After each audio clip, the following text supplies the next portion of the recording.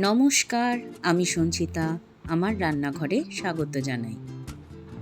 আজকে আমি একটা ইভিনিং স্ন্যাক্স শেয়ার করছি। বাড়িতে গেস্ট এলে অ্যাজ এ স্টার্টার আপনি এটা সার্ভ করতে পারেন। গরম গরম চিকেন কাবাব। খুব তাড়াতাড়ি হয়ে যাওয়া একটি রেসিপি এবং বাড়ির মধ্যে থাকা খুব অল্প উপকরণ দিয়েই এই রেসিপিটি তৈরি হয়ে যায়। তাহলে আজকে আমার রেসিপি হচ্ছে চিকেন কাবাব। তাহলে চলুন দেখি কিভাবে খুব সহজ উপায়ে চিকেন কাবাব বানিয়ে নেওয়া যায়। চিকেন কাবাব বানানোর জন্য এখানে আমি নিয়ে নিয়েছি বোনলেস চিকেন। চিকেনটাকে প্রথমে গ্রাইন্ডারে আমি ভালো করে মিহি করে পেস্ট করে নিয়েছি। এরপর একটা ফ্রাই প্যানের মধ্যে কিছুটা পরিমাণ বেসন ড্রাই রোস্ট করে নেব। হালকা নাড়াচাড়া করে বেসনটার থেকে যখন সুন্দর একটা গন্ধ বেরিয়ে আসবে তখন এটা একটা পাত্রের মধ্যে আমি ঢেলে রেখে দেব। এবারে একটা হামালদিস্তার মধ্যে 4টে কাঁচা লঙ্কা আমি থেতো করে নিচ্ছি চিকেনটাকে ম্যারিনেট করব বলে। চিকেনটাকে প্রথমে ম্যারিনেট করার জন্য নিয়ে নিলাম 4টে কাঁচা লঙ্কা থেতো করা, আর নিয়ে নিচ্ছি একটা বড় সাইজের পেঁয়াজ কুচোনো। এখানে দিচ্ছি কিছুটা পরিমাণ ধনেপাতা আর কিছুটা পরিমাণ পুদিনা পাতা, অর্ধেকটা পরিমাণ লেবুর রস দিয়ে দিলাম,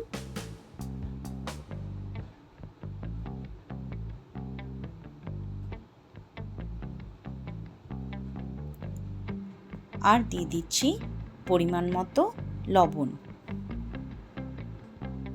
হলুদ গুঁড়ো,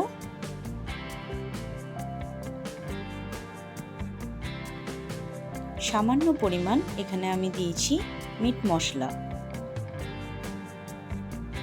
দিলাম হাফ টিস্পুনের মতো ধনে গুঁড়ো, কাশ্মীরি রেড চিলি পাউডার,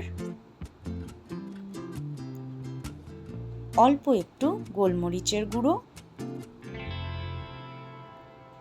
এখানে দিয়ে দিলাম গরম মশলা। রোস্টেড বেসনটাকে আমি 2 চামচ প্রথমে এখানে দিয়ে দিচ্ছি, তারপর যদি আবার লাগে তারপর অ্যাড করব, প্রথমেই পুরোটা অ্যাড করব না। এবারে হাতের সাহায্যে খুব ভালোভাবে এটা চটকে চটকে মেখে নিতে হবে।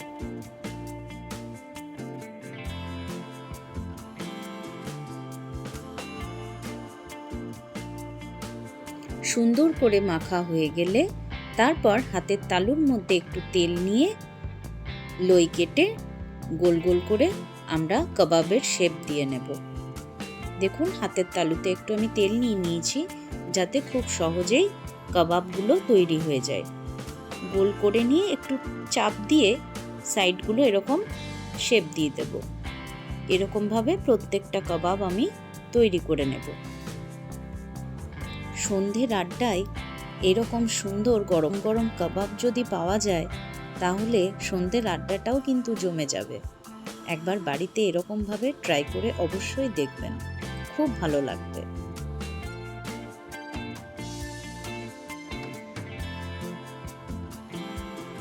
আমার কাবাবগুলো সব রেডি হয়ে গেছে।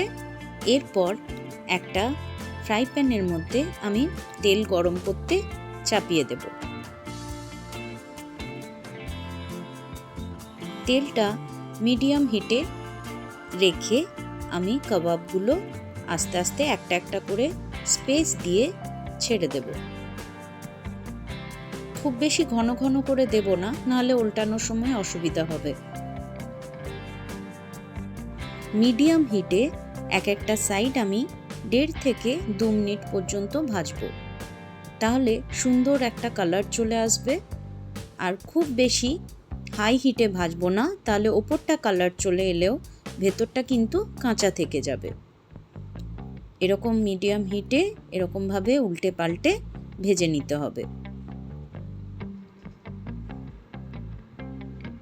অলরেডি একটা সাইড কালার চলে এসছে, দেখুন সুন্দর একটা কালার চলে এসছে।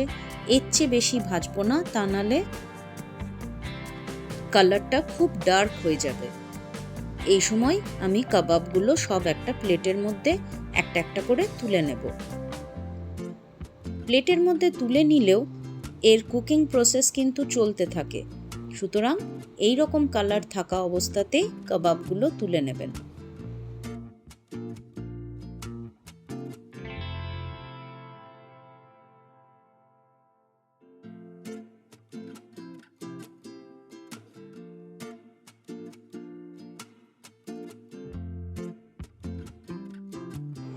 অল্প অল্প করে এক একটা ব্যাচে আমি ভেজে নিচ্ছি কাবাবগুলো, একসাথে অনেকগুলো করে ভাজবো না, সেই জন্য আবার সেকেন্ড ব্যাচে বাকি কাবাবগুলো ভেজে নিলাম।